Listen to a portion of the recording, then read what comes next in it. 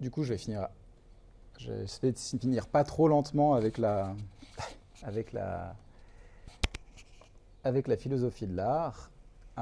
Et donc, je vais tout de suite passer aux autres papiers. Je ne vais pas continuer sur le subjectivisme esthétique. Donc, je vous ai dit, il y avait 3 papiers dont je voulais parler. Le premier, c'était vraiment celui sur le subjectivisme esthétique. Est-ce que les gens pensent qu'il y a une sorte de norme, est-ce qu'on peut être correct ou incorrect au sujet des jugements de goût? Et c'est vraiment, je pense, la moitié de la littérature en philo expérimentale de l'art se concentre un peu sur cette question, avec des gens qui répondent oui, des gens qui répondent non, etc. Mais il y a quand même d'autres trucs sur lesquels les gens travaillent qui sont intéressant. Un des premiers papiers qui a circulé, qui a été publié plus tard en 2013, mais qui a circulé pendant longtemps et qui peut, d'une certaine façon, être considéré comme un des premiers papiers en philo de l'art, c'est celui dont je vais parler maintenant, et qui parle en fait du problème du canon artistique.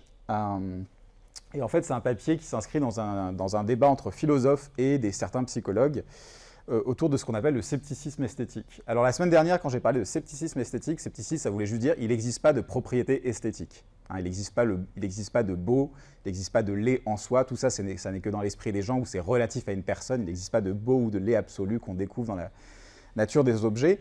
Mais là, ce qu'on va appeler scepticisme esthétique dans ce débat, c'est une thèse encore plus radicale que ça. Parce que je peux dire, voilà, je pense que le beau, ce n'est pas un truc qui est dans la nature, c'est quelque chose que les gens projettent sur les œuvres d'art, c'est une réaction émotionnelle, etc. Mais par contre, je peux être d'accord sur le fait qu'il y a des choses, il y a des propriétés physiques ou matérielles, ou même immatérielles des œuvres d'art, qui sont telles que la plupart des gens vont les apprécier, vous voyez. Je peux dire, voilà, je ne pense pas que, de la même façon, vous pouvez dire, je ne suis pas réaliste moral, je ne pense pas que le bien et le mal, ça existe en soi, mais je suis d'accord pour dire qu'il y a des choses que les gens vont tous trouver mal, vous voyez. Par exemple, torturer un bébé pour s'amuser, etc. Mais ça ne veut pas dire qu'il y a une propriété dans les choses, mais ça veut dire que la propriété est dans l'esprit des gens, mais ce qui amène les gens à considérer que c'est mal, il y a des propriétés assez stables.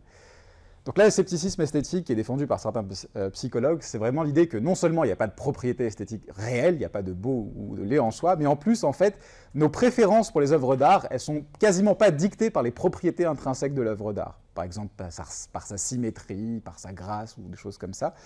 Non, elles sont surtout, notre préférence, elles dépendent surtout de facteurs externes qui sont sociaux, culturels, individuels.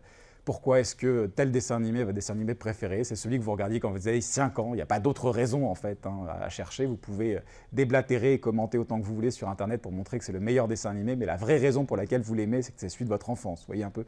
C'est un peu l'idée que finalement les propriétés intrinsèques de l'œuvre sont assez minimes et que ce qui fait que les gens aiment ou pas une œuvre d'art, la trouvent bonne ou pas, c'est vraiment du contexte culturel ou individuel, c'est vraiment des propriétés extérieures en fait.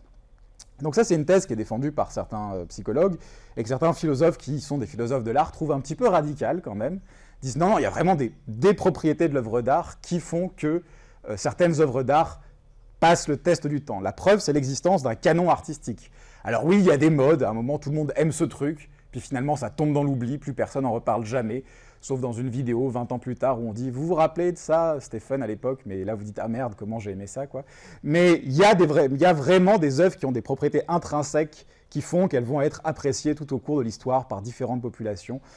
Et c'est ça qui forme le canon artistique, c'est les vraies œuvres, celles qui ont des vraies bonnes propriétés. Alors on n'est pas obligé d'être réaliste esthétique et penser que c'est des propriétés esthétiques comme la beauté ou la laideur. On peut dire que c'est des choses comme la symétrie, le fait d'être bien formé, le fait d'avoir une écriture qui capture le lecteur, des choses comme ça. Mais en tout cas, il y a des propriétés des œuvres d'art qui expliquent pourquoi certaines œuvres d'art perdurent tandis que d'autres disparaissent en fait. Alors, pourquoi est-ce qu'il y a des gens qui sont sceptiques? Les sceptiques,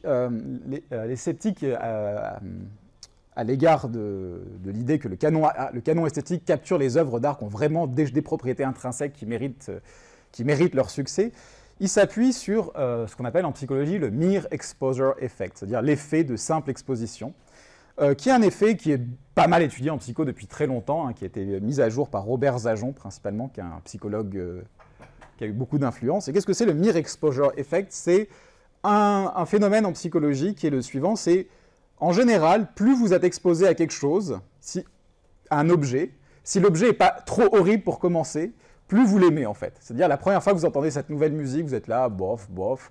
La deuxième fois, c'est troisième fois, c'est Alors après, il y a l'idée que si on vous y expose trop, par contre, il peut y avoir une sorte d'écœurement. Mais en général, au fur et à mesure que vous êtes exposé à quelque chose, vous l'aimez plus, en fait. Donc le seul fait d'être exposé à quelque chose vous amène à l'apprécier plus. Donc il y a pas mal d'études qui montrent ça. Par exemple, dans ce papier, qui est un peu le papier Princeps, publié par Zajon, il y a des choses où il montre qu'il prend plusieurs mots qui signifient la même chose, des synonymes, et il regarde leur occurrence dans le langage, ceux qui sont utilisés plus souvent que d'autres, et puis les gens trouvent que les mots qui sont plus souvent utilisés sonnent mieux, en fait, que ceux qui sont moins utilisés.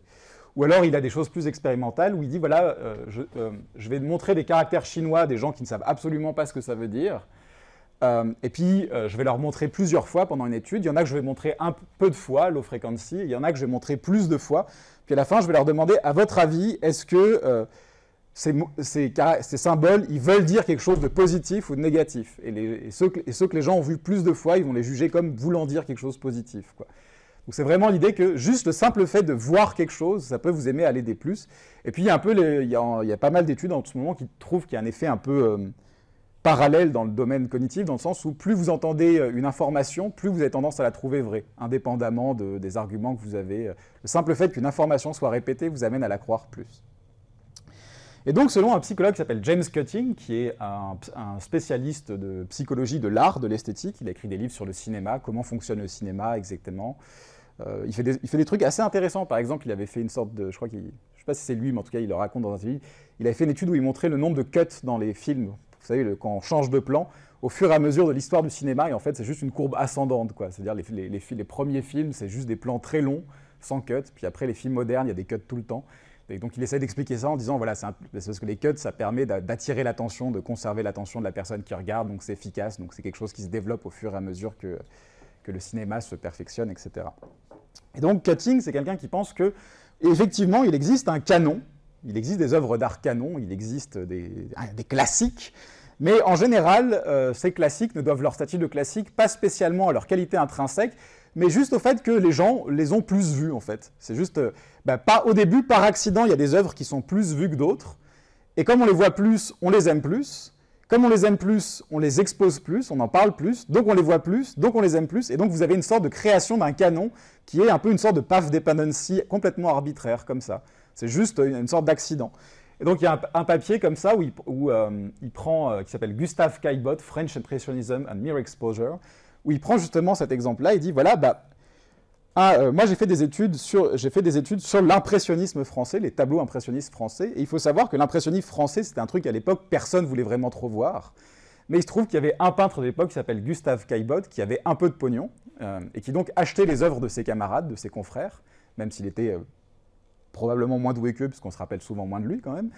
Et à sa mort, il a légué ses œuvres à je ne sais plus quoi, une association ou à la Nation, mais avec l'idée qu'il fallait forcément les exposer. Hein, c'est-à-dire que le don n'était efficace que s'il y avait une exposition, que si je crois que c'était vraiment l'État s'engageait à ce qu'il y ait des expositions régulières de ses œuvres. Et donc, il y a eu une sélection de ces œuvres, des œuvres impressionnistes qui a été faite et qui ont été exposées alors que personne ne voulait les voir. Les réactions des journaux de l'époque, c'est « Oh merde, pourquoi est-ce qu'on nous oblige à regarder des trucs impressionnistes au milieu de cette exposition où il y a d'autres pièces intéressantes, etc. » Et donc, il se trouve que pas mal de ces œuvres qui ont été exposées sur la demande de Caillebotte sont parmi celles qu'on retrouve le plus dans les ouvrages sur l'impressionnisme français, selon Cutting. Donc, il dit, voilà, donc il dit, en fait, peut-être que c'est juste que c'est les œuvres que les gens ont vues en premier, parce qu'on les a obligés à les voir, donc ils y ont pris goût, donc elles ont été mises dans les livres, et donc... Et comme elles ont été mises dans les livres, elles ont été plus vues, etc., etc. Et le canon, il s'est formé de façon complètement arbitraire de cette façon. Et il retrace tout un tas d'études. L'une des études, c'est... il prend les tableaux de cette exposition de Caillebotte, qui sont bien connus, puis pour chaque tableau, il trouve un tableau équivalent, à peu près sur le même sujet, du même auteur, de la même période, et il demande aux gens lequel est le meilleur. Et... en général, les gens trouvent que celui qui est le plus souvent exposé, qui a été choisi pour l'exposition Caillebotte, est celui que les gens trouvent le meilleur, même s'ils n'ont pas de connaissances en art, en histoire de l'art, etc. Bon, après, on peut dire, mais bon, peut-être qu'en fait, c'est parce que les gens avaient super bon goût à l'époque et qu'ils ont sélectionné les meilleurs, quand même. Ça pourrait être aussi une explication. Alors, il se trouve que historiquement, il y a des raisons de penser que le choix, c'est pas vraiment fait sur la qualité des tableaux, mais plutôt sur ceux qui étaient le moins choquants pour l'époque. Mais du coup, ce qu'il fait, c'est qu'il a un ensemble d'études où il présente des tableaux impressionnistes aux gens, à des étudiants par exemple. Au cours de l'année, il y en a, il les présente plein de fois, il y en a, il les présente de façon plus rare, donc des tableaux qui sont peu connus, et à la fin, il regarde lesquels les étudiants préfèrent, ils ont tendance à préférer ceux qu'ils ont vus plus souvent en fait. Et donc ça va dans le sens d'un argument sceptique, je vous laisserai lire un peu la façon dont il le développe, qui est que finalement l'existence d'un canon, ça ne montre pas que c'est les meilleures œuvres qui sont choisies au fur et à mesure de l'histoire de l'art, c'est juste une sorte un peu de hasard. Il y en a qui ont été vues plus souvent, et qui donc, parce qu'elles ont été vues plus souvent, ont plus plu, et donc ont été exposées plus souvent, etc. Et donc on peut expliquer l'existence d'un canon tout en étant très sceptique sur l'idée qu'il y a des propriétés intrinsèques des œuvres d'art qui justifient le fait qu'ils résistent au test du temps, ou quelque chose comme ça. Donc vous voyez, c'est une position assez radicale. Et donc, c'est une des premières choses sur lesquelles les philosophes qui s'intéressaient à l'art et qui ont fait la philo expérimentale se sont attaqués. Ils se sont dit, mais en fait, il y a une autre hypothèse pour expliquer les effets qui sont observés dans la littérature, les effets qui sont rapportés par Cutting, qui est cohérente avec le fait que ce qui compte pour la formation du canon, ce sont les propriétés intrinsèques des œuvres d'art.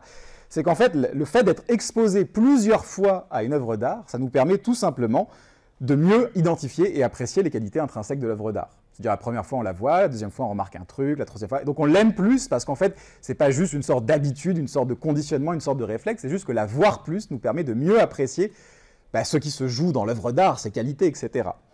Ils disent, voilà, ça c'est une hypothèse alternative, et cette hypothèse alternative, elle fait une prédiction, ça veut dire qu'elle fait la prédiction que le fait d'être exposé plusieurs fois à une œuvre d'art ne devrait pas nous amener à l'aimer plus si l'œuvre d'art est juste mauvaise, quoi. Voilà. Et donc c'est ça qu'ils ont décidé de tester. Voilà, ils ont dit, voilà, on va faire les mêmes expériences, mais en prenant de l'art bon et de l'art mauvais. Donc là, on est clairement chez des philosophes de l'art pour lesquels c'est clair qu'il y a des œuvres d'art qui sont bonnes, des œuvres d'art qui sont mauvaises. On n'est pas du tout dans l'idée que tout ça est subjectif, etc. Ce qui pose quand même quelques problèmes méthodologiques. Qu'est-ce qu'on va prendre comme bon art et comme mauvais art? Ils ont contrasté deux peintres, un peintre anglais qui est Millet, que vous connaissez peut-être parce qu'il est connu pour ce tableau de Ophélia, c'est une femme qui dort dans un lac plus ou moins avec son visage et des cheveux très longs et des fleurs dans les cheveux, peut-être que vous avez vu.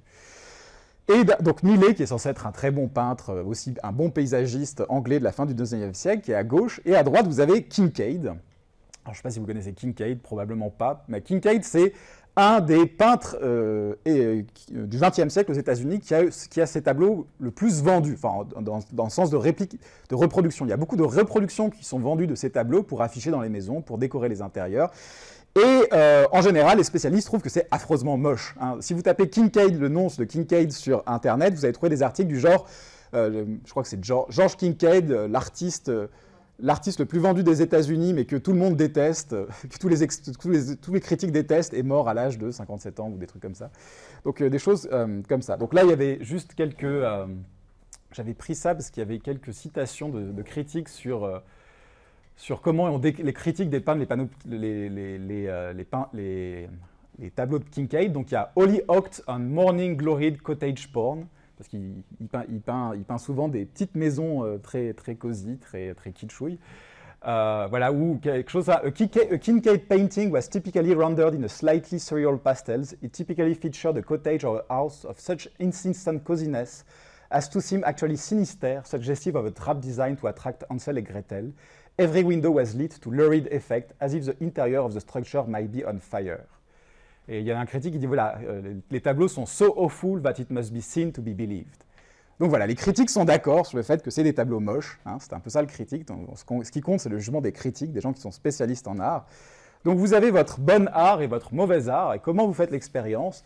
Le groupe expérimental, celui qui subit l'exposition, c'est un groupe d'étudiants qui suit un cours pendant un semestre, enfin plutôt une période de 14 cours sur 7 semaines, c'est assez ramassé. Et au début, à la moitié de chaque cours, le prof fait une pause et il leur dit, voilà, on fait une pause, on regarde des tableaux. Wouh donc ils passent des tableaux, et il y en a qui passent souvent, et il y en a qui passent de façon plus rare, des deux peintres, vous voyez.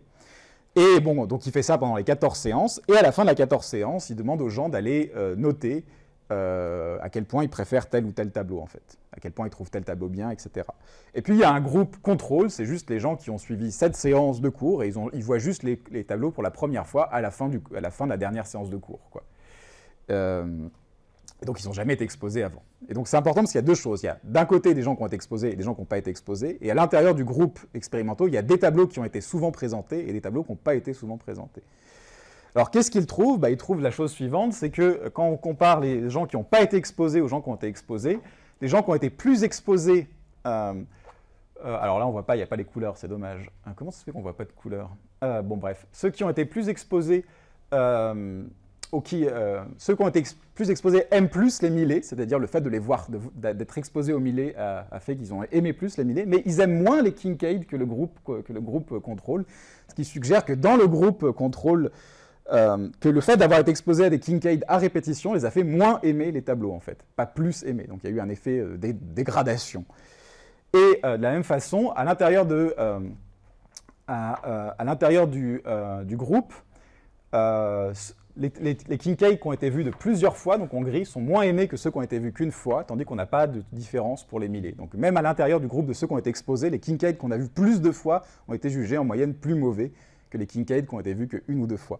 Ce qui va un peu dans le sens de la prédiction selon laquelle, finalement, vous voyez, le mere exposure, ce n'est pas un truc qui vous amène à aimer n'importe quoi, tout ce que vous voyez, ça vous aide à mieux apprécier des choses qui ont déjà une certaine valeur, certaines propriétés esthétiques, mais si vous présentez un truc vraiment moche, ben les gens vont moins aimer au fur et à mesure du temps. Hein, donc on ne peut pas expliquer la formation d'un canon juste par la répétition des choses, parce que la répétition ne marche que sur des choses qui ont déjà une certaine qualité intrinsèque. Vous voyez comment fonctionne un peu l'argument? Il y a un doute ici. C'est qu'on pourrait se dire que techniquement, on n'est pas seulement exposé à des œuvres d'art, mais dans un bain culturel. Oui. Du coup, si ce bain culturel changeait, les résultats changeraient peut-être. Alors oui, effectivement. Donc l'idée, c'est pas que c'est complètement indépendant du contexte culturel, mais c'est que le contenu des œuvres d'art joue un rôle. C'est-à-dire qu'on ne pourrait pas faire aimer n'importe quoi juste par exposition aux gens, quoi. Après, si les gens ne sont jamais exposés à une œuvre, elle ne va jamais rentrer dans le canon, quoi. C'est évident. Dans le sens. Donc il faut que l'exposition vienne permettre d'apprécier des propriétés de l'art, de l'œuvre. C'est pas juste, voilà, on va vous faire aimer n'importe quoi juste par répétition. C'est un peu leur argument. Est-ce que vous voyez un peu la différence? Parce que vraiment, la théorie contre laquelle il se base, c'est vraiment les propriétés de l'œuvre ne jouent aucun rôle dans la formation du canon. C'est, ouais, enfin, c'est dominant, parce que c'est ça que je disais, c'est plus important. Alors, en fait, la théorie de Cutting est assez floue, parce que c'est un psychologue, non, mais c'est méchant. Mais en général, il a vraiment cette idée que en fait, tout ça dépend surtout du fait que les gens étaient plus exposés. Surtout. Voilà. Et qu'en fait, le contenu voilà. Lui, c'est vraiment, par exemple, quand il compare les œuvres qui ont été exposées par Caillebotte aux autres œuvres qu'il a pris comme groupe contrôle, il dit, voilà, normalement, en termes de valeur esthétique, on ne voit pas de différence. Donc, ce qui explique le succès de l'une, c'est vraiment juste le fait qu'elles ont été vues souvent, quoi. C'est pour ça qu'on l'aime. Après, je pense que si on le pressait, il dirait peut-être, il n'a pas un pourcentage précis, quoi. Mais en tout cas, voilà, c'est le genre de résultat sur lequel il ne parierait pas, ça. Et ils ont montré l'expérience, si je me souviens bien, ils montrent les deux tableaux aux mêmes personnes, les deux types de tableaux. Ouais, c'est ça, les deux types de tableaux aux mêmes personnes. Ouais, c'est le même groupe qui voit tous les tableaux de Millet et les tableaux de Kincaid.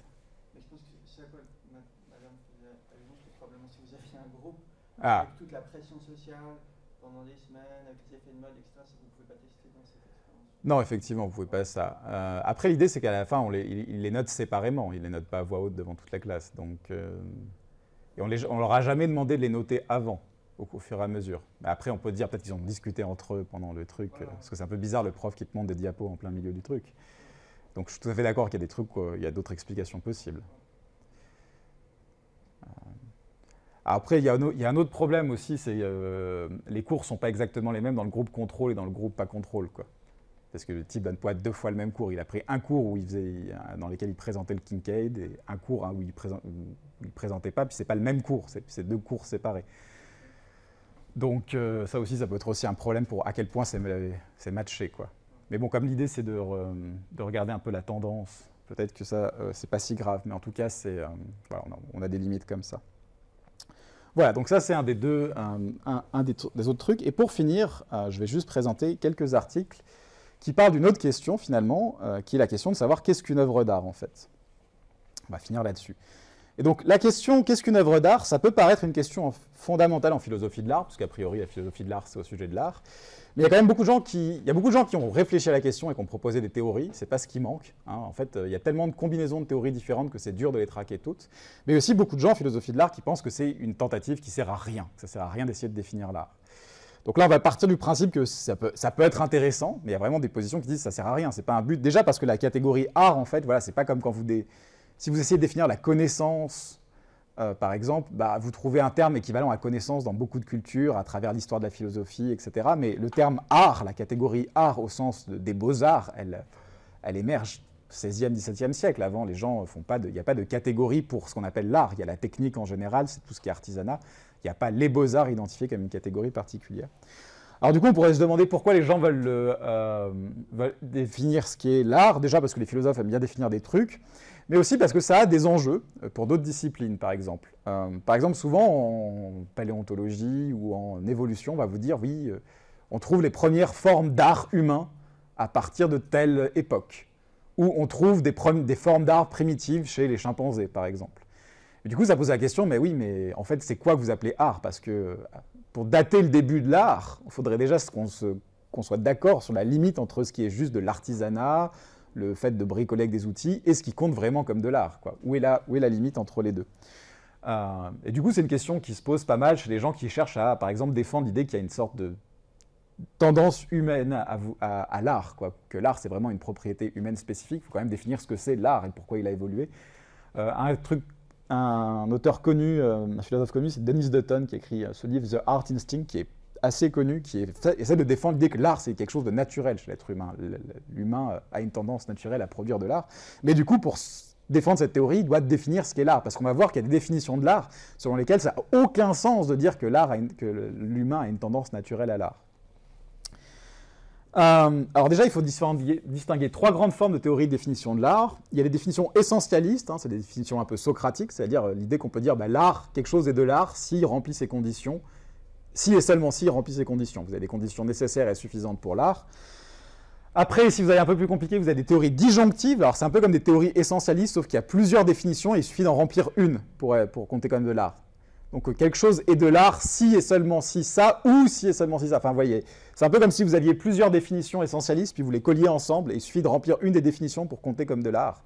Alors souvent, les philosophes n'aiment pas trop les définitions disjonctives, parce que ça fait un peu sale quand même. Dans ce cas-là, on se dit pourquoi pas couper le concept, pourquoi donner le même nom aux deux trucs.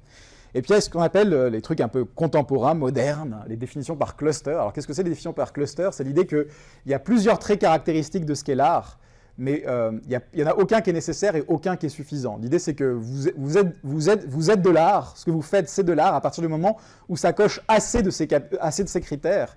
Mais par exemple, on pourrait imaginer que deux choses qui sont de l'art n'ont quasiment aucun critère en commun. Vous voyez un peu l'idée? Voilà, il y a une sorte de checklist, et puis où il y a 20 critères, par exemple, puis si vous en cochez assez, vous êtes de l'art. Mais vous ne cochez peut-être pas les mêmes critères que l'œuvre d'à côté qui est aussi de l'art, Donc ça, c'est un exemple de définition par critères qu'on doit à Beris Goud. Je ne vais pas lire tous les critères, mais vous voyez que lui propose déjà 10 critères qui permettent d'identifier une œuvre d'art, et il suffit il n'y a pas une limite précise, on va dire, c'est un peu un flou. À partir du moment où vous en cochez assez, vous êtes de l'art. Donc par exemple, il faut posséder des qualités esthétiques positives, mais ce n'est pas obligatoire non plus. Il y a des œuvres d'art moches, il y a des œuvres d'art ratées. Il y a de l'art contemporain, mais on ne déconne pas, c'est pas critique, c'est l'idée que l'art contemporain essaye de ne pas être esthétique des fois. Donc forcément, du coup, si vous vous limitez à un, vous ne pouvez pas rendre compte d'une partie de l'art contemporain. 2, ça doit exprimer une émotion, c'est un peu le trip romantique sur l'art, mais toutes les œuvres d'art n'expriment pas forcément des émotions, etc. Vous avez vraiment tout un tas de définitions, donc on ne va pas rentrer dans les définitions en cluster parce qu'elles sont infinies. On va prendre trois exemples de définitions qui sont assez discutées dans la littérature et qui sont illustratives de trois familles de définitions de l'art. Alors il y a les définitions esthétiques, les définitions un peu classiques, c'est l'idée qu'on doit définir une œuvre d'art en rapport avec certaines qualités esthétiques.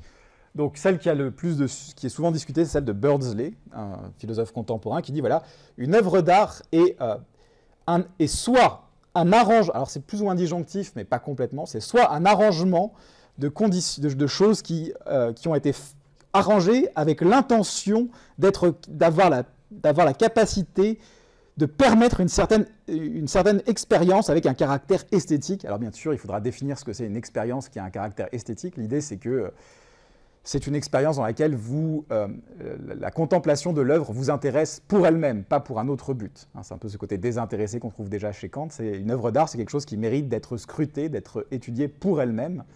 Ou alors c'est soit un objet qui a été arrangé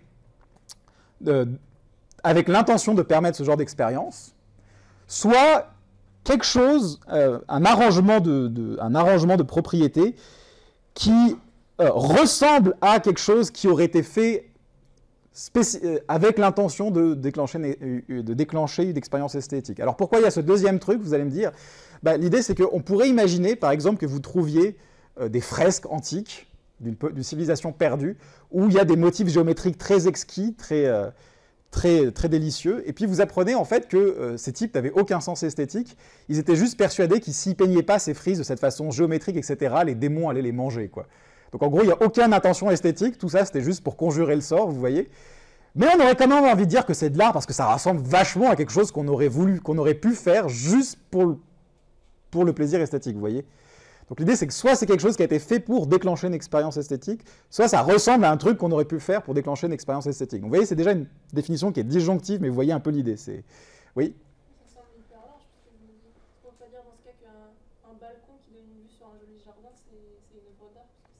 Alors il faut que ça soit la contemplation de l'objet lui-même qui, du coup, ça exclurait le balcon, je pense.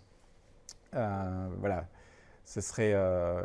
Oui, parce que dans ce cas-là, des lunettes, pour mieux voir une œuvre d'art, ce serait une œuvre d'art. Donc je pense que l'idée, c'est que c'est la contemplation de l'objet lui-même qui est censée procurer cette... Mais c'est vrai que c'est pas mal. Je ne sais pas si ça a déjà été discuté comme objection, mais c'est vrai que c'est...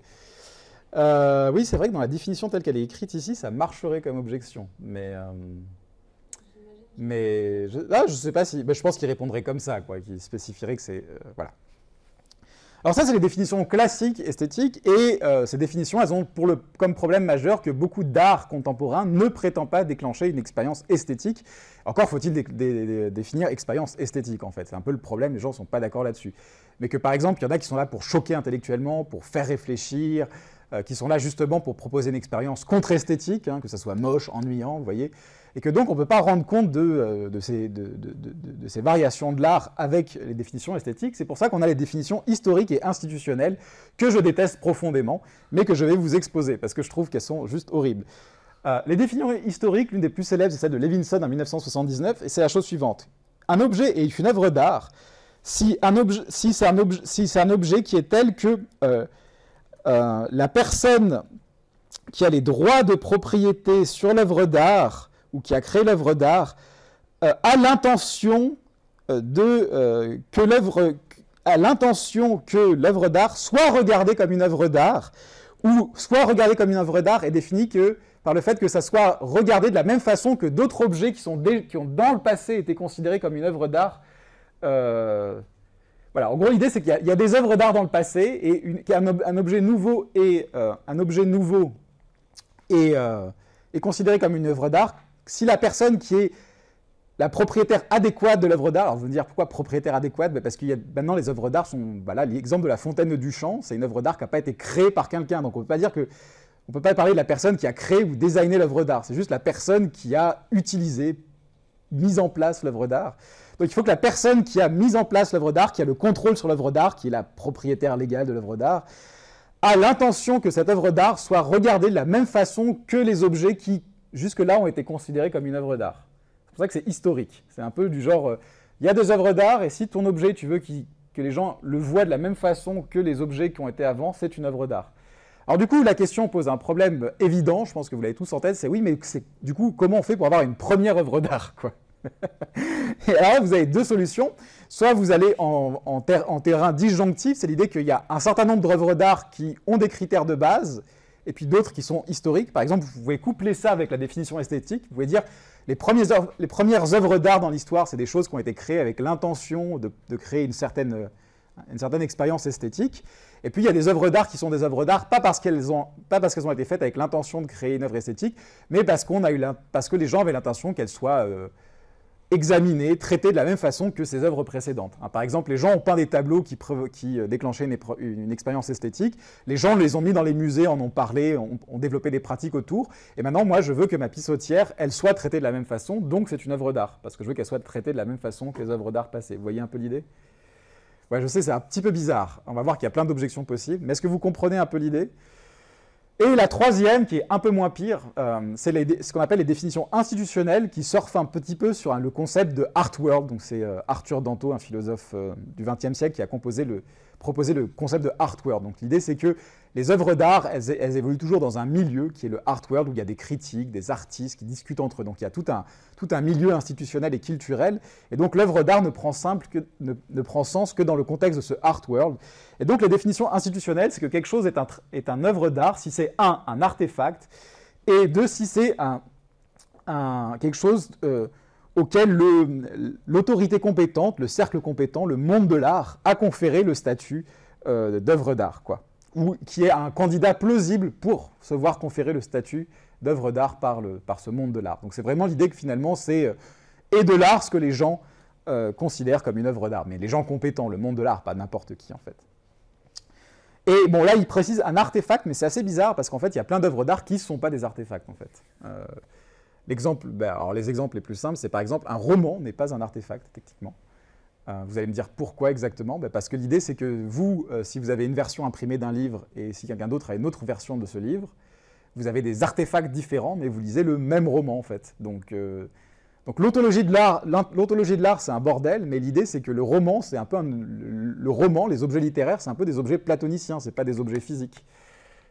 Et par exemple, pour la musique aussi, c'est pareil. Vous pouvez écouter différents enregistrements d'une musique. Vous pouvez écouter la même musique qui a été créée par un synthétiseur, qui est jouée par un synthétiseur ou qui est jouée par un orchestre dans une salle. C'est des substrats physiques profondément différents, mais vous écoutez la même musique d'une certaine façon. C'est la même mélodie, le même morceau. Donc par exemple, il y a beaucoup de philosophes de l'art qui disent que les œuvres musicales, ce sont aussi des sortes d'objets platoniciens, ce ne sont pas des objets physiques. Mais là, on rentre dans des questions... Et il y a de la philo expérimentale sur ces questions, mais je ne vais pas en parler. Mais disons que l'ontologie des œuvres d'art, c'est un sacré bordel. Donc en général, comment est-ce que les gens se disputent pour savoir quelle théorie de l'art est la bonne? Et bien encore une fois, l'idée c'est qu'ils utilisent les intuitions, alors pas forcément les intuitions de tout le monde. Hein. La philo de l'art est quand même un peu plus élitiste que pas mal de trucs de la philo. En tout cas, les plus clairement élitistes, il y a pas mal de... Vous avez vu, il y a pas mal de domaines de la philo où on dit, ouais, on dirait que, puis si on vous dit oui, mais les gens disent pas ça, là, tout de suite on dit oui, mais là c'est les experts. Mais dans la philo de l'art, c'est à peu près clair dès le début, c'est pas caché qu'en général, ce qui compte, c'est le jugement des gens qui connaissent l'art, quoi. Pas le jugement de la personne qui n'a aucune notion de l'art. Et donc justement, un des papiers que je vous avais mis sur le Drive, donc là il y a deux papiers, un de 2011 et un de 2018, mais qui retracent les mêmes résultats, un peu la même étude qui a été faite à la fois chez des gens qui connaissent vaguement l'art et chez des gens qui sont spécialistes d'art, où on proposait aux gens des cas limites et on leur demandait est-ce que ce que vous voyez c'est de l'art en fait. Et ce qui est intéressant, c'est qu'on leur demandait aussi de justifier leur jugement, c'est de l'art, c'est pas de l'art, en choisissant des justifications qui correspondent à différentes théories de l'art. Donc là, il y en a 14, parce que ça correspond à 14 théories de l'art différentes, mais je ne vous ai pas fait les 14. Mais par exemple, si vous avez... la deuxième, c'est « It was intended by its maker or selector to be an object of aesthetic interest of appreciation ». Donc ça correspond plus ou moins, vous voyez, aux théories un peu plus esthétiques. Hein. Qu'est-ce qui fait que c'est une œuvre d'art? C'est qu'elle a été créée ou sélectionnée, pour éviter justement les ready-made, dans le but de déclencher une expérience esthétique. Et puis vous avez aussi des choses comme la 13, « It is recognized as art by art professionals or art institutions ». C'est de l'art parce que c'est reconnu comme tel par les institutions pertinentes. Ou des choses comme It is descended from or causally linked to earlier acknowledged artworks and artistic practices, qui est un peu le truc historique. Il y a un lien entre ça et des œuvres passées, etc. Et après, il y en a plein de théories possibles, je ne vais pas vous faire toute la liste. Et donc, par exemple, il donne des cas limites. Pourquoi? Alors, une chose qu'il propose, c'est la Pissotière de Duchamp, je pense que tout le monde connaît, enfin La Fontaine, pardon, et le poème symphonique de Ligeti, je ne sais pas si vous connaissez, tout le monde voit ce que c'est? Ouais, c'est ça. En fait, le poème symphonique de Ligeti, c'est un ensemble de métronomes qui commencent ensemble, mais qui ne sont pas réglés exactement sur la même durée, en fait. Donc, en fait, tu as une sorte de foule de bruit au début qui commence à mourir, et puis tu as des désynchronisations qui se produisent. Donc, c'est juste des bruits de métronomes qui commencent synchronisés, se désynchronisent peu à peu, meurent, puis à la fin, tu as juste un dernier métronome qui bat tout seul, puis ça s'arrête, quoi. Et alors, les auteurs de ce papier, ils choisissent ces deux choses-là. Pourquoi? Ils disent que, justement, Beardsley, le philosophe qui avait proposé cette définition esthétique de l'art, c'est quelqu'un qui considérait que ça, c'était pas de l'art, justement. Parce que pour lui, c'était clair que c'était pas des choses qui avaient pour but, ou qui ressemblaient à des choses qui avaient pour but de déclencher une expérience esthétique, en fait, vous voyez. Donc c'était assez clair. Bon, le truc, c'est que là, la plupart des gens, que ce soit les spécialistes ou pas les spécialistes, disent que c'est de l'art à plus de 80%. Les gens sont d'accord, c'est de l'art, les deux sont de l'art. Donc est-ce que ça est-ce que ça va contre la théorie? Pas nécessairement, parce que ensuite, la façon dont les gens justifient ce jugement, c'est que la plupart choisissent comme justification que c'est un objet qui a été choisi ou ressemble à un objet qui aurait pu être choisi pour déclencher une expérience esthétique, en fait. Donc pour eux, c'est avant tout ça le critère. C'est juste qu'ils sont d'accord avec la théorie, mais pas l'application de la théorie avec son auteur. Ils disent, voilà, ça, c'est des choses qui, pour moi... Alors du coup, ça demande qu'est-ce que les gens entendent par expérience esthétique, mais je n'ai pas beaucoup d'idées. Mais par exemple, vous avez des philosophes qui disent, oui, c'est des œuvres d'art. Pourquoi ? Parce que dans ce contexte-là, par exemple, cet objet qu'on ne regarderait pas dans la vie de tous les jours, il est mis dans ce contexte pour qu'on le voit, justement, pour qu'on se focalise non pas sur son utilité, mais sur sa forme, sur sa chose, qu'on le regarde. Et donc, c'est une expérience esthétique en tant que telle. On le transforme en objet esthétique en le proposant comme ça, en fait. Donc, il y a une façon d'appliquer les théories esthétiques à ces objets-là. Alors, un autre cas limite qui est proposé, c'est une objection justement aux théories historiques et institutionnelles, c'est les cas des œuvres primitives, ce qu'on appelle les œuvres primitives. Je suis désolé, je reprends le terme, on a un musée des arts primitifs, etc., mais je ne vais pas rentrer dans... par exemple, là, ils ont pris des masques cérémoniales d'un peuple d'Amérique du Sud, qui s'appelle les Selknam, aucune idée vraiment, mais ils ont des... c'est vrai, on voit vraiment rien, je ne sais pas ce qui s'est passé, mais qui ont des masques de cérémonie assez rigolos, je vous laisserai rigoler, enfin assez, vraiment d'un autre monde quand même, assez intéressant. Et l'idée, c'est que, alors, l'objection, après on peut objecter à l'objection, c'est l'idée que si vous êtes quelqu'un qui défend une théorie historique ou institutionnelle de l'art, vous ne devriez pas considérer que ce sont des œuvres d'art. Pourquoi ? Parce que ce ne sont pas des choses qui ont été créées dans un monde où il y a quelque chose comme le art world, c'est-à-dire des gens qui sont experts de l'art, des gens dans lesquels l'art est une catégorie, des cas dans lesquels il y a des institutions qui sélectionnent les œuvres d'art, qui les discutent, etc. Non, ce sont des objets qui font partie de rituels religieux, ça fait partie du monde religieux, ça ne fait pas partie du monde de l'art. Vous voyez comment fonctionne un peu... Et probablement que les gens qui ont fait ces masques, ils l'ont fait dans des buts religieux. Ils ne l'ont pas fait en ayant l'intention que ça soit traité comme quelque chose qui, avant ça, était de l'œuvre d'art. Vous voyez, c'est quelque chose comme ça. Donc l'idée, c'est que les théories institutionnelles et historiques, elles calent un peu sur, justement, en disant, souvent, on a ramené des objets de ces cultures-là, on les a foutus dans des musées, et puis on dit, voilà, c'est de l'art primitif. Mais en fait, c'est juste pas de l'art, parce que ça ne remplit pas les critères institutionnels et historiques pour être de l'art. Oui. Pourquoi ça ne marche pas pour l'historique? C'est juste de l'art pour art, je crois que c'est Comment? Pourquoi ça marche pas pourquoi la définition historique, elle ne marche pas? Parce que dans la définition historique, il faut que les gens qui aient créé ces objets... Ah, vous voulez dire, dans la version où dans la version où il l'aurait exposé. Il l'aurait exposé dans le musée. Oui, exactement. Vous voulez dire, oui, ça compterait comme les premières formes d'art, les formes paradigmatiques d'art. Alors oui, il faudrait voir comment les gens définissent les formes premières d'art, en fait. Mais par exemple, si vous avez une définition disjonctive où les gens ont créé, où les premières formes d'art, elles sont définies par une visée esthétique, vous voyez que ce n'est pas facile, dans le sens où on peut se dire que la visée première de ces choses-là, elles étaient avant tout religieuses, pratiques, et qu'elles n'étaient pas là dans des buts d'exposition, d'appréciation esthétique. En tout cas, disons qu'on pourrait...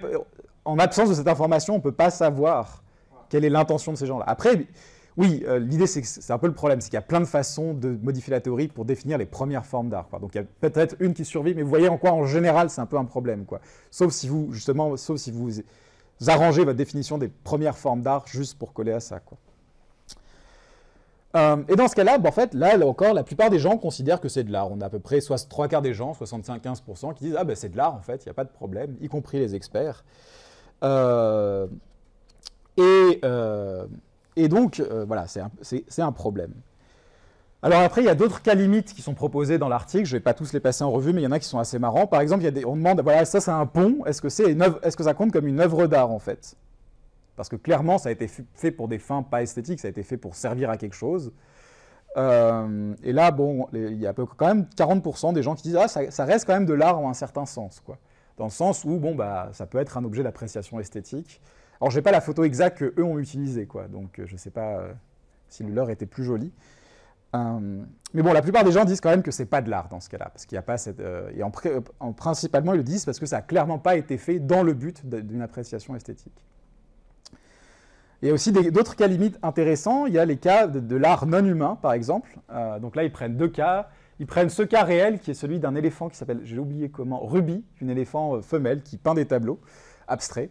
Des tableaux qui ont été vendus, hein, voilà, etc. Et après, donc là, c'est un exemple de tableau en bas.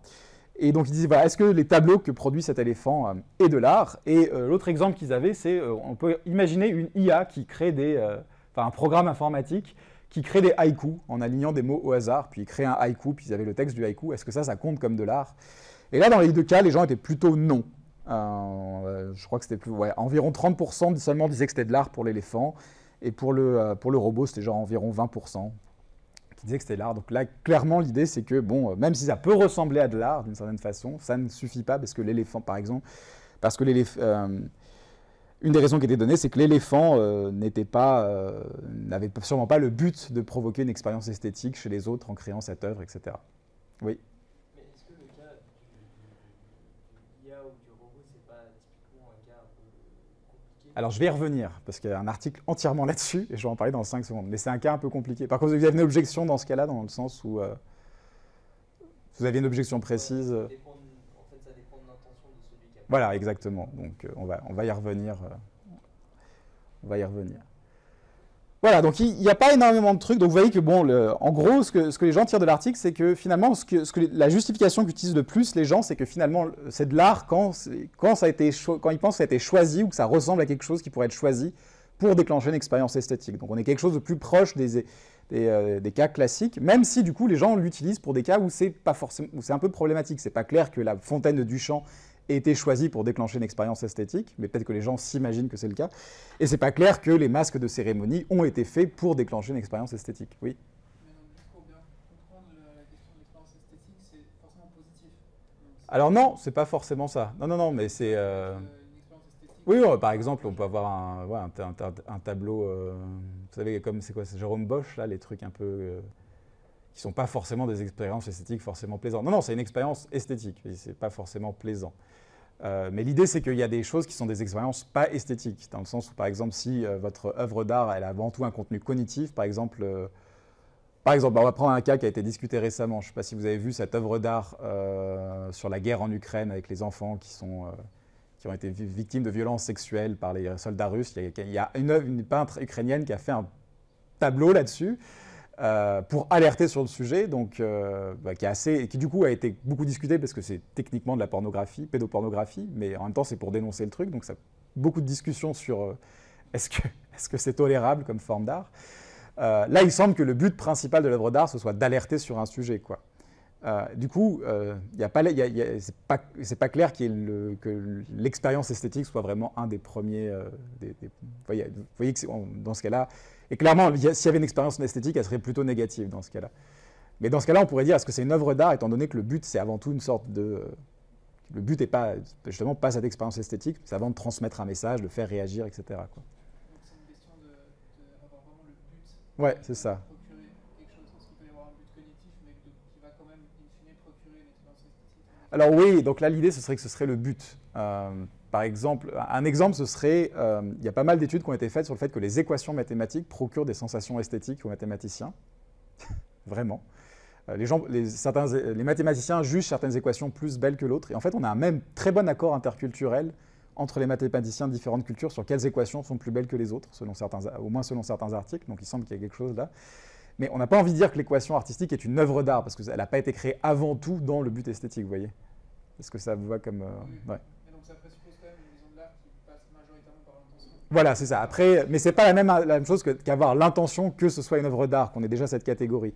Ce serait l'intention que les gens, par exemple, si vous avez juste l'intention que les gens s'arrêtent devant et le regardent en trouvant ça joli, c'est déjà suffisant, quoi. Ce qui est quand même plus opérationnalisable cross-culturellement il faut que les gens aient eu l'intention que ce soit de l'art, quoi. Mais il faut justement, on va y revenir à cette question de l'intention.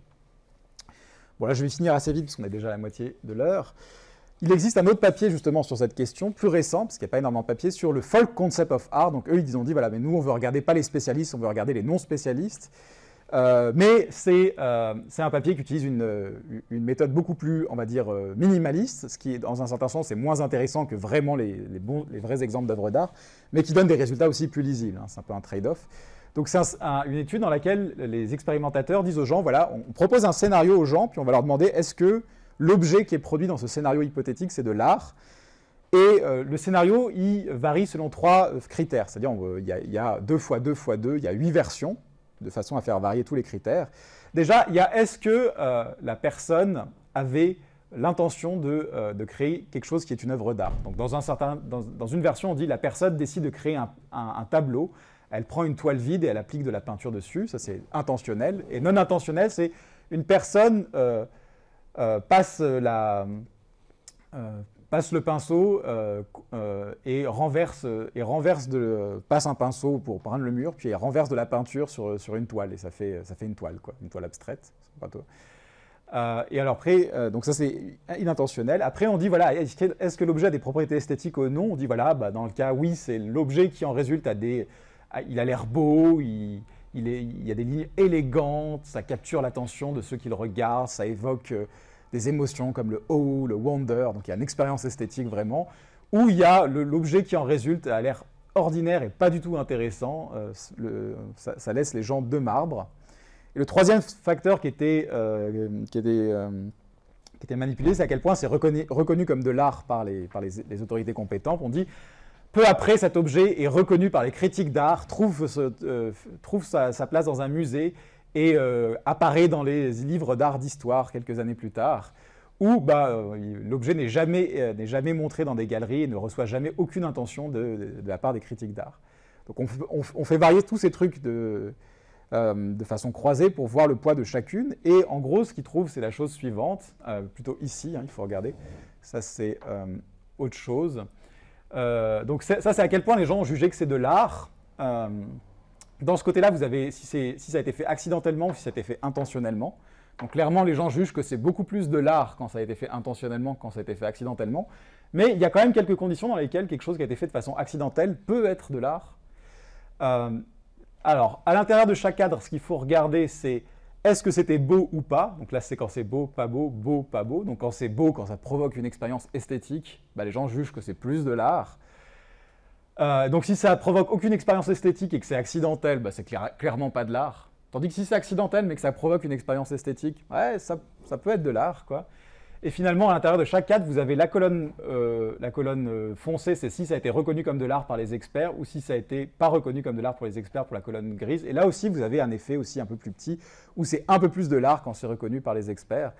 Et donc, qu'est-ce qu'en concluent les gens qui ont fait le papier? Ils disent, en gros, les 3 facteurs jouent un rôle. Les 3 facteurs jouent un rôle, à la fois l'intention, la présence de propriétés esthétiques et la reconnaissance par les critiques. Mais il n'y en a aucun qui est vraiment nécessaire parce qu'on peut trouver au moins à chaque fois une condition dans laquelle un des facteurs n'existe pas, n'est pas présent, et dans laquelle les gens classifient ça majoritairement comme de l'art.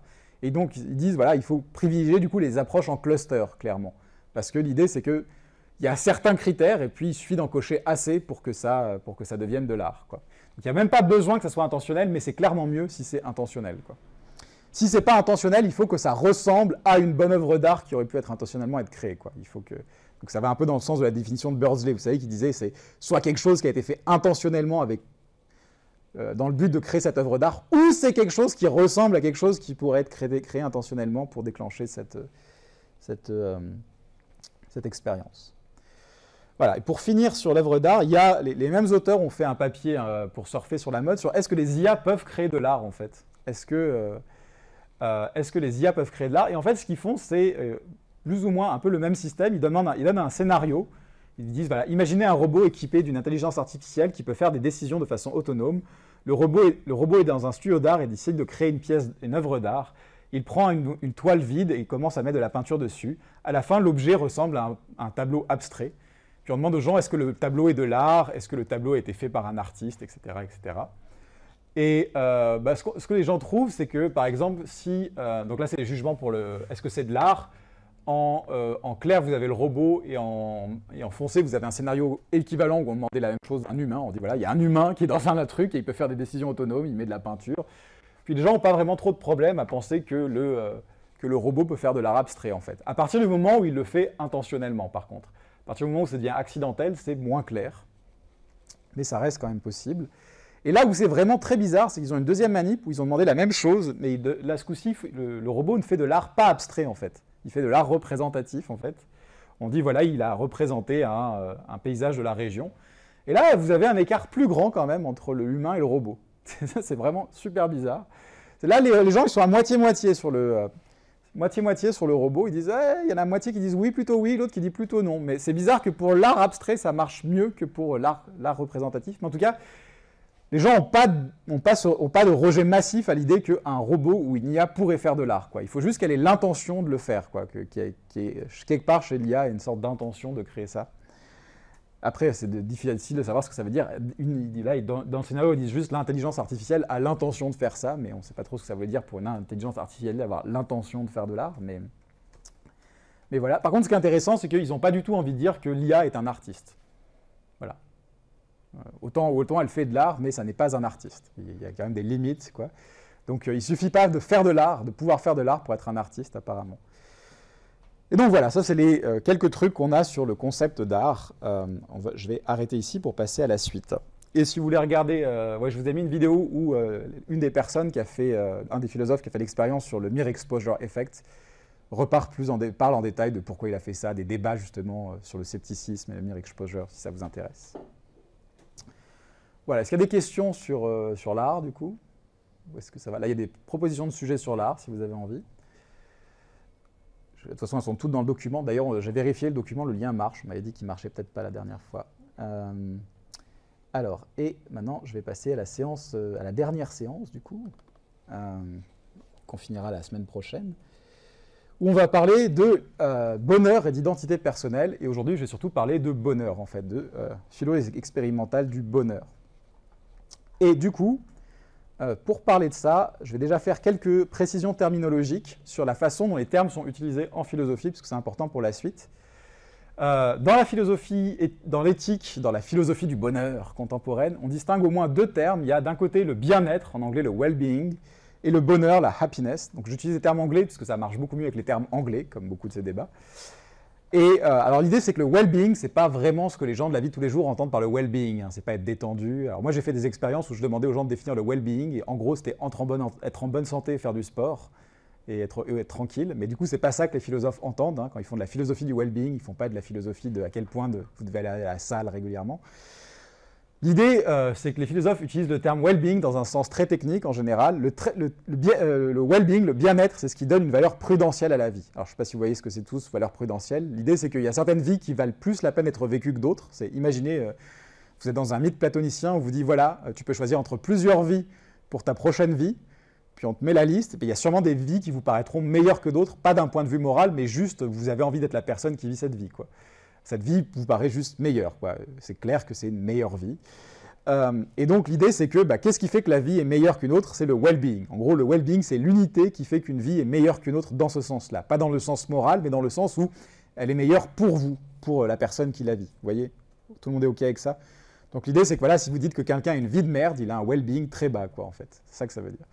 Mais du coup, en fait, well-being, c'est juste un terme technique, c'est presque même un placeholder pour dire, vous savez, c'est le truc qui rend la vie... qui fait que la vie vaut la peine d'être vécue, quoi. Et du coup, on se pose un peu la question de savoir c'est quoi le well-being, quoi. De quoi j'ai besoin pour que ma vie vaille la peine d'être vécue? Qu'est-ce qu'il faut que j'ai comme ingrédient? Et donc ça, c'est distingué dans la littérature d'un autre terme qui est le bonheur, le happiness. En général, les philosophes, mais il n'y a pas d'accord, mais en général, utilisent happiness pour désigner plutôt un certain état d'esprit positif. Donc c'est une façon subjective de vivre sa vie, quoi. C'est le versant subjectif, c'est comment je ressens ma vie. Est-ce que je suis satisfait de la vie que j'ai? Est-ce que j'ai plus d'expériences positives que d'expériences négatives? Donc c'est vraiment le point de vue en première personne de l'individu sur sa vie. C'est est-ce qu'il se sent bien dans sa vie? Vous voyez? Est-ce que vous voyez vraiment, est-ce que vous voyez la différence entre les deux? Et du coup, une question qu'on a, c'est déjà, est-ce que le bonheur, c'est la même chose que le bien-être? Est-ce qu'il suffit de se sentir bien dans sa vie, d'avoir l'impression que tout va bien dans sa vie, d'avoir plein d'expériences positives pour que ma vie soit bonne, en fait? Et ça, c'est une question. Une des théories qui défend ça, c'est ce qu'on appelle l'hédonisme. Donc, je vais passer vite, je ne voulais pas vous faire l'insulte trop, mais vous vous rappelez, l'hédonisme, c'est l'idée que le bien-être, ce qui fait que la vie vaut la peine d'être vécue, ce qui fait que la vie est bonne, c'est l'absence de douleur et la présence de plaisir. Donc, en fait, pour savoir si une vie est meilleure qu'une autre, si vous devez faire des choix pour votre prochaine réincarnation, Hein, vous regardez toutes les vies qui vous sont proposées, puis vous calculez combien de plaisir la personne ressent et combien de douleur elle ressent. Vous faites la balance entre les deux, et celle qui a la meilleure balance en faveur du plaisir, c'est cette vie-là que vous devez choisir, parce que c'est cette vie-là qui est la bonne. C'est cette vie-là qui est la meilleure. Ok, tout le monde est ok là-dessus, c'est bon? Et... Ouais. Alors, Mill, il défend l'hédonisme, mais une version un peu particulière, où il faut prendre en compte non seulement la quantité, mais la qualité des plaisirs. C'est un peu son twist particulier. Mais il est hédoniste, il n'y a pas de problème. Mais c'est juste une forme d'hédoniste un peu bizarre, où il y a non seulement la quantité, mais la qualité à prendre en compte. Et comment est-ce qu'on juge de la qualité d'un plaisir? Pour Mill, c'est l'idée que si la plupart des juges qui ont goûté à deux plaisirs, au plaisir A et au plaisir B, disent qu'à quantité égale, ils choisiraient le plaisir A au plaisir B, ça prouve que le plaisir A est qualitativement meilleur que le plaisir B, quoi. Par exemple, c'est très clair pour ceux qui ont goûté les deux cas, selon Mill, que la vie de philosophie vaut beaucoup plus le coup que la vie de fête et de beuverie et de choses comme ça. C'est vraiment un exemple qui est dans le livre. Hein. Voilà. Donc parce que lui, il connaît les deux, a priori, donc il est un juge expert dans le domaine.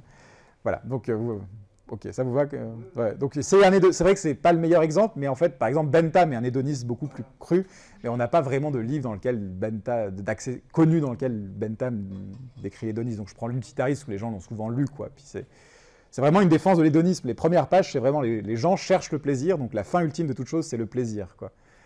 Ce qui pose des problèmes, parce que du coup, Mill, c'est quelqu'un qui défend une théorie doctrine morale, l'utilitarisme, mais qui est fondamentalement persuadé que les gens cherchent uniquement leur plaisir.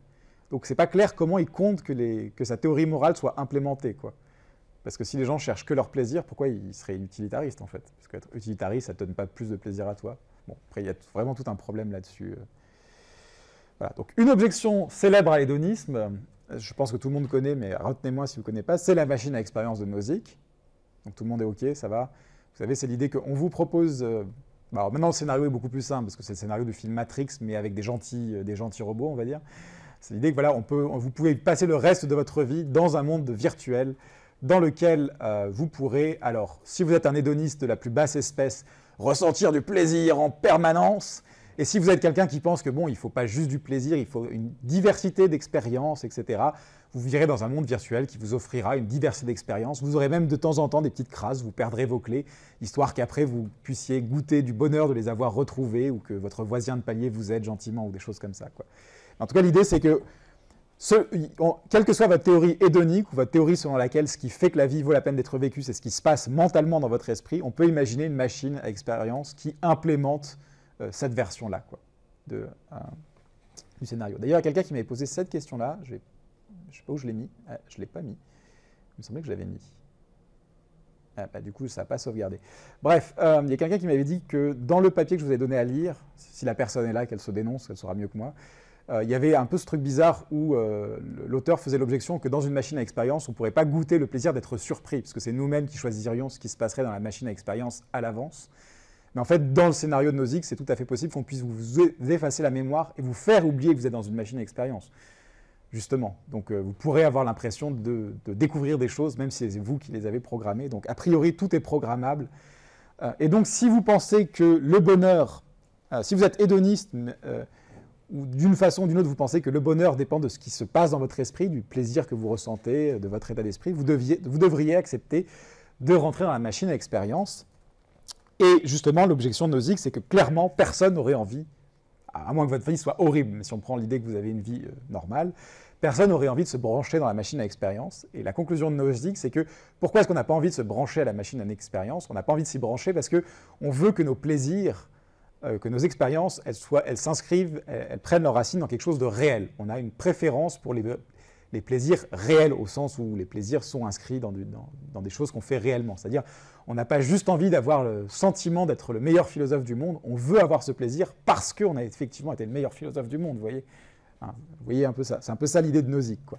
C'est donc l'idée que l'hédonisme, clairement, est une théorie folle, parce qu'elle nous dirait d'entrer dans la machine, mais personne n'aurait envie de se brancher à la machine, quoi. Donc la question, c'est déjà, est-ce que c'est vrai que personne n'aurait envie de s'attacher à la machine? Donc on ne peut pas faire l'expérience en réel, on n'a pas la machine, hein. Mais de toute façon, l'idée, c'est que Nozick lui-même recourt à une expérience de pensée, il dit, imaginez, qu'est-ce que vous feriez dans ce cas-là? Donc on peut demander aux gens, imaginez la machine de Nozick, on vous donne l'option de vous brancher à la machine et d'y passer le restant de votre vie. Est-ce que vous accepteriez? Donc ça, c'est quelque chose qui est fait dans ce papier. Et il contraste ça à 2 autres cas. Un cas, on vous dit, imaginez un cas où ce n'est pas une machine, c'est une expérience, c'est une pilule. Si vous la prenez pour le reste de votre vie, vous serez tout le temps dans un état euphorique, en fait. Vous aurez tout le temps des expériences pleines de plaisir. Vous ne serez pas branché à une machine, vous serez dans le monde réel, mais par contre, vous serez dans un état d'esprit complètement euphorique, plein de plaisir tout le temps, quoi qu'il arrive, quoi. Et il n'y a pas d'effet secondaire à long terme de la pilule. Et après, il y a un 3e scénario, on dit, voilà, imaginez une pilule qui ne change pas votre expérience du monde, mais qui vous rend tellement meilleur cognitivement, voilà, ça change la façon dont vous vous comportez, dont vous fonctionnez, et ça va faire que vous allez vous comporter d'une telle façon que vous allez améliorer votre vie, et de telle façon, ça va améliorer votre vie, et vous aurez plus d'expériences positives dans votre vie. Donc là, c'est vraiment le truc réel, quoi. C'est juste que, bon, vous trichez un peu, hein, vous êtes un peu dopé, hein, vous attaquez la vie avec un avantage un peu injuste, mais au moins, c'est la vraie vie, quoi. Donc, est-ce que vous prendriez cette pilule? Et les résultats que ces gens trouvent, c'est que là, vous avez en rouge les gens qui disent oui, vous avez 10% des gens qui disent voilà, je vais rentrer dans la machine. Donc, c'est pas énorme, hein. Effectivement, 90% des gens disent non, j'ai pas envie de me brancher à la machine. Si on me proposait, je le ferais pas. Vous en avez à peu près 20% qui prendraient la pilule, donc c'est pas beaucoup plus. Et vous en avez jusqu'à 30% qui diraient ouais, moi je prendrais la pilule qui me rend super meilleur, mais pas qui change. Mais bon, là quand même, la plupart des gens se disent non, j'ai pas vraiment envie. J'ai pas envie d'un changement radical comme ça. Donc il semble que, bon, bah, au moins, Nozick avait raison, hein, quand on propose l'expérience aux gens, la plupart des gens disent, bah non, si on me proposait ça, bah, je ne choisirais pas de m'y brancher. Mais maintenant, l'objection de Nozick, il ne suffit pas que les gens soient réticents à entrer dans la machine pour qu'elle fonctionne. Il faut qu'ils soient réticents à entrer dans la machine pour des raisons qui vont à l'encontre de l'hédonisme, par l'idée qu'ils préfèrent la réalité plutôt que le plaisir. Il y a des gens qui disent non, les gens n'ont pas envie d'entrer dans la machine, mais ça ne montre pas du tout que les gens ne sont pas hédonistes, c'est juste qu'ils sont biaisés. Et ça, c'est le papier que je vous avais donné à lire pour aujourd'hui, que vous avez tous lu, donc vous connaissez déjà les résultats, mais je vais quand même vous les spoiler au cas où. C'est ce papier-là dans lequel l'auteur dit, mais en fait, moi je pense qu'une des choses qui explique les réponses des gens à la machine, c'est ce qu'on appelle le biais du statu quo. C'est l'idée que les gens n'ont pas vraiment envie, ont peur des grands changements par rapport à leur position actuelle, quoi. Donc ils se disent, voilà, ma vie, elle est assez correcte, et du coup, je suis réticent à changer. C'est pas du tout que j'ai une préférence pour la réalité, une préférence héroïque pour la réalité contre l'hédonisme. Non, non, c'est juste que j'aime bien le plaisir, mais j'aime pas trop changer, quoi. Comment est-ce qu'on teste ça? Eh ben, de façon assez intéressante, dans ce papier, ils disent, bah, il faut imaginer un scénario où en fait vous êtes déjà dans la machine. Voilà, un jour, on toque à votre porte, vous ouvrez la porte, et puis là, vous avez les Men in Black avec les lunettes qui arrivent en disant « Bonjour, vous êtes dans la matrice depuis votre naissance. Vous avez été branché par erreur, en fait, on devait brancher quelqu'un d'autre. » Donc, voilà, même dans le futur, il y a toujours des problèmes techniques. On s'est foiré, mais du coup, pour s'excuser de ce foirage assez monumental, on vous donne le choix. Vous pouvez soit rester gratuitement dans la machine et finir votre vie ici. Et en plus, si vous voulez, on efface votre mémoire, comme ça, vous ne vous rappelez pas que vous êtes dans une machine. Tout repart comme maintenant. Ou bah, on peut vous débrancher, en fait, hein, et puis vous retourner au monde réel. Et puis, on donnait des informations aux gens sur le monde réel. Attends, mais il y a plein de slides qui ont sauté, c'est horrible. Par exemple, là, je devais avoir la question de la personne, et puis il n'y a pas le truc. Je ne sais pas ce qui s'est passé. Quelle catastrophe. Donc, on donnait aux gens 3 versions. 3 versions du scénario, donc je n'ai pas les textes ici, mais il y a une version, on leur disait, votre vie, elle est à peu près la même que maintenant, quoi. Dans le monde réel, votre vie serait un peu la même que maintenant, ou c'est dans le monde réel, votre vie, elle serait telle que vous avez plein d'argent, vous avez de quoi vivre, il y a des gens qui vous aiment, qui vous attendent, etc. Tout va bien. Et une où, en fait, bon, bah, si vous retournez dans le monde réel, vous allez en prison, parce que c'est là où vous devez être pour une raison ou pour une autre. Et on demandait aux gens, du coup, qu'est-ce que vous choisiriez? Est-ce que vous choisiriez de rester dans la machine ou de retourner à la réalité? Et vous voyez que là, bah, déjà, dans le cas neutre, bon, bah, y a un peu plus de gens qui retournent à la réalité, un peu plus de gens qui restent dans la machine, mais on est quand même pas loin, hein, à égalité. Si la réalité, elle est plutôt positive, là, on est plutôt même à égalité. Il y en a plus 50% qui disent, dans ce cas-là, ouais, je resterai dans la machine. L'autre qui dit, bon, bah, je retournerai quand même dans le monde réel parce que ça a l'air chouette, quoi. Et si on vous dit que le monde réel, il est horrible, bon, bah, là, tu as 90% des gens qui disent, non, mais je reste dans la machine. Dans ce cas-là, je resterai dans la machine. Donc il y a l'idée que finalement, si on propose le choix dans l'autre sens, bah, il n'y a pas de claire préférence des gens pour la réalité, en fait, quoi. En fait, ce qu'ils préfèrent, c'est ce qu'ils ont maintenant, quoi, plutôt que l'inconnu.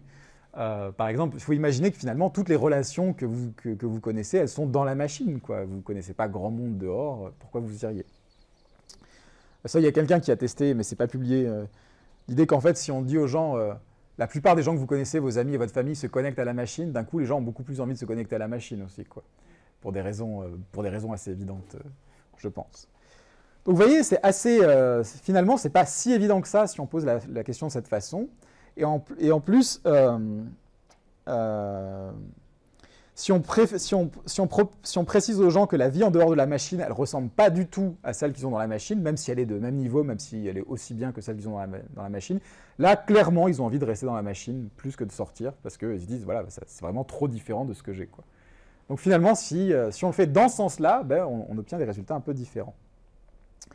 Un autre truc assez bizarre avec la machine à expérience de Nozick qui est trouvé dans un autre papier, c'est un papier dans lequel ils disent « Ouais, mais on a toujours demandé aux gens de choisir pour eux, s'il faut entrer dans la machine ou pas, si on leur demandait de choisir pour quelqu'un d'autre, ce qu'ils conseilleraient à quelqu'un d'autre. » L'idée, c'est que le biais de statu quo, en fait, est en général réduit par ce genre de décision, parce que dans le biais du statu quo, vous avez peur de l'inconnu, vous voulez rester sur ce que vous avez déjà, mais quand vous jugez pour quelqu'un d'autre, vous voyez les deux options comme complètement étrangères et équivalentes, en fait. Ça diminue le biais. Et donc, dans cette expérience, ils ont proposé ça. Ils disent, voilà, vous entendez quelqu'un qui discute du fait qu'on lui a proposé de se brancher à la machine à expérience, il hésite. Ce type s'appelle Boris. Selon les conditions, c'est soit quelqu'un de votre famille, soit un ami, soit c'est quelqu'un que vous ne connaissez pas du tout, que vous venez de croiser, on ne sait pas trop de quoi vous vous mêlez, mais ce n'est pas grave. Et qu'est-ce que vous conseilleriez à Boris? Est-ce qu'il devrait accepter de se brancher à la machine à expérience, ou est-ce qu'il ne devrait pas accepter de se brancher à la machine à expérience? Et dans ce cas, vous voyez que quand c'est un étranger, les gens sont plutôt à 50%. Ils lui disent, bon, il y en a 50% qui disent, moi je lui conseillerais de se brancher, quoi. C'est quand même assez différent de ce qu'ils choisissent pour eux-mêmes, qui est plus bas. Et en fait, vous avez une sorte de diminution où, quand c'est pour un étranger complet, les gens lui disent de se brancher, mais quand c'est pour des gens qui sont un peu plus proches d'eux, comme des cousins ou des amis, là, les gens hésitent un petit peu plus, quoi. Donc, il semble que, bon, là encore, ça change si on demande aux gens de choisir pour eux-mêmes ou pour les autres. Donc, là encore, il n'y a pas de préférence claire pour la réalité dans ce design-là.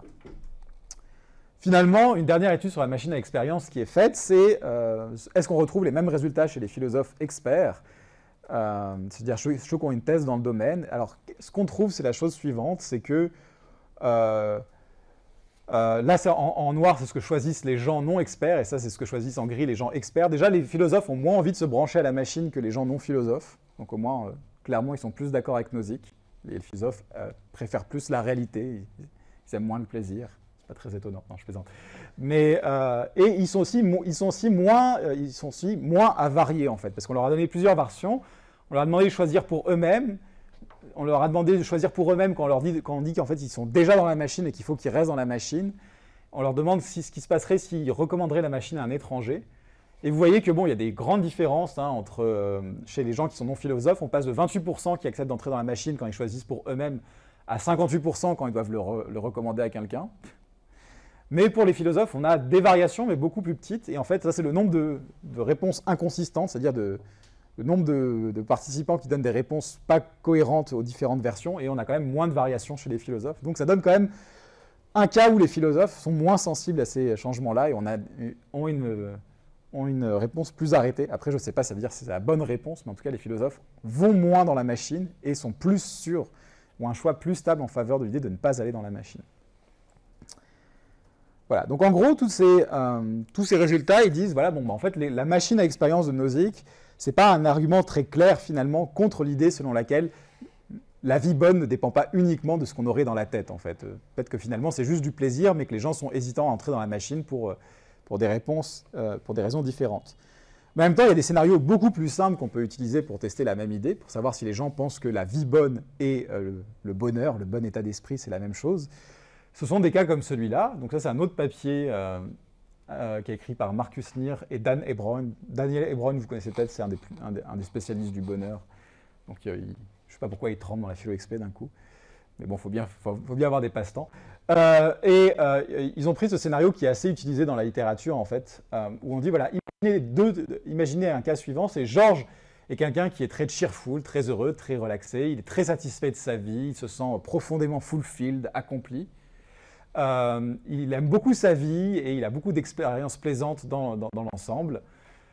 Bon, et là on me demandait, est-ce que vous pensez que Georges est heureux? Ok. Est-ce qu'il est happy?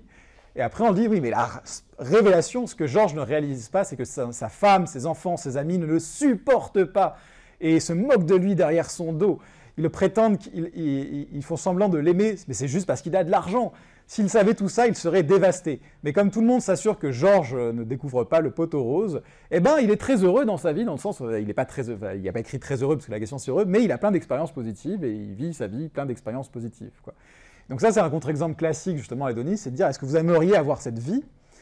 Est-ce que si vous demandez de choisir entre la vie de Georges, qui est highly satisfied pour des bonnes raisons, parce que tout le monde l'aime, ou de Georges qui est highly satisfied, mais personne ne l'aime, vous diriez, je ne vois pas de différence entre ces deux vies, parce qu'il y a exactement le même nombre d'expériences positives dans les deux, vous voyez.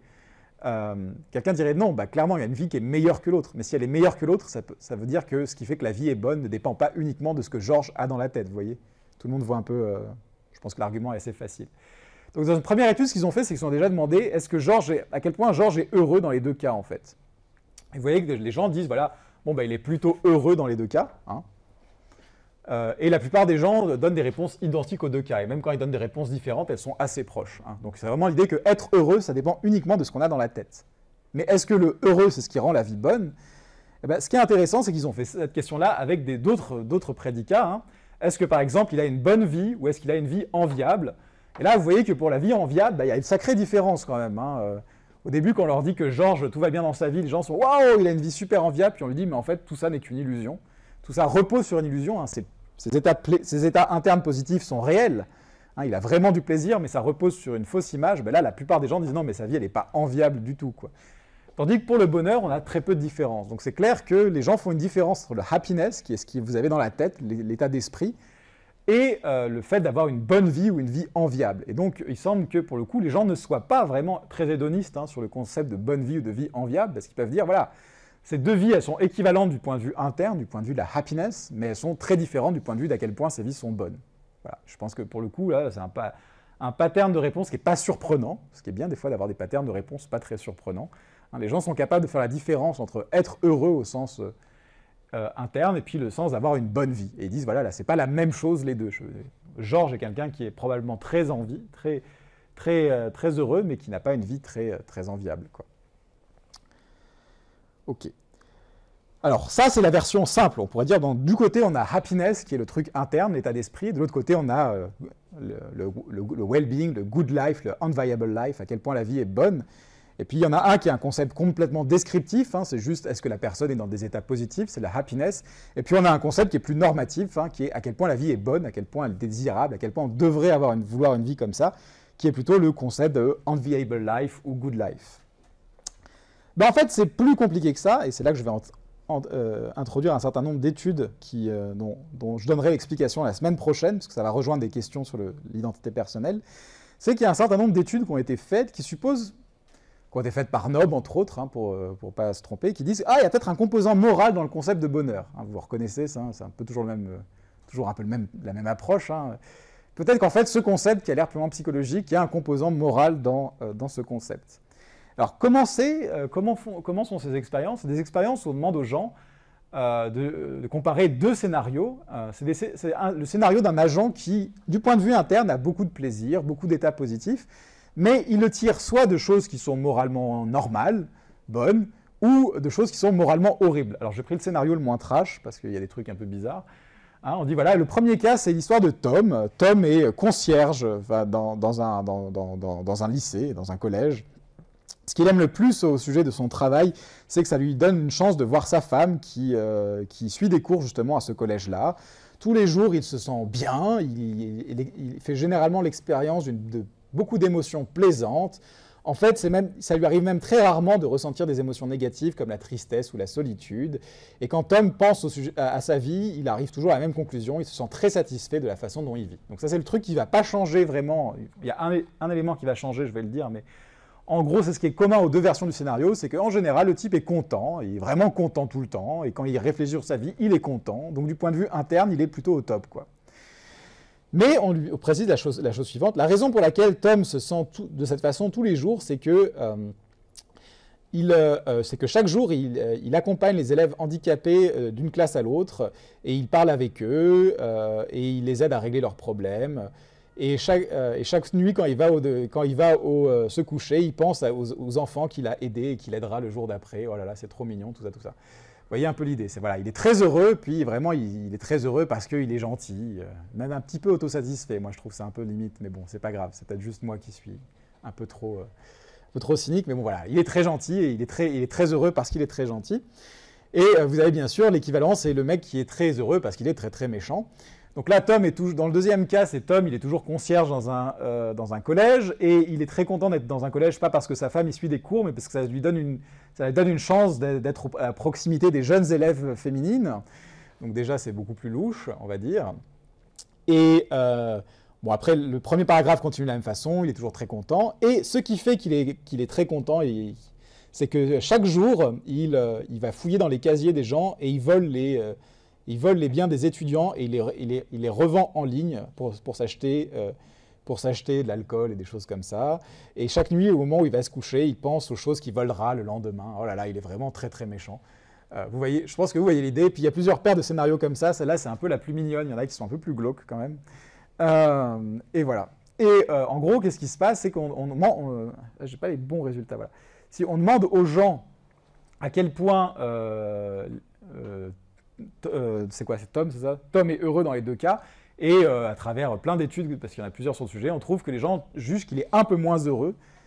C'est pas une grande différence, mais c'est une différence qu'on retrouve systématique, à la fois chez le commun des mortels et chez des spécialistes qui sont des gens qui travaillent sur la question du bonheur, que ce soit des psychologues et des philosophes. On trouve cette différence où les gens jugent que Tom, il est un peu moins heureux quand même quand il fait des choses mal que quand il fait des choses bien, quoi.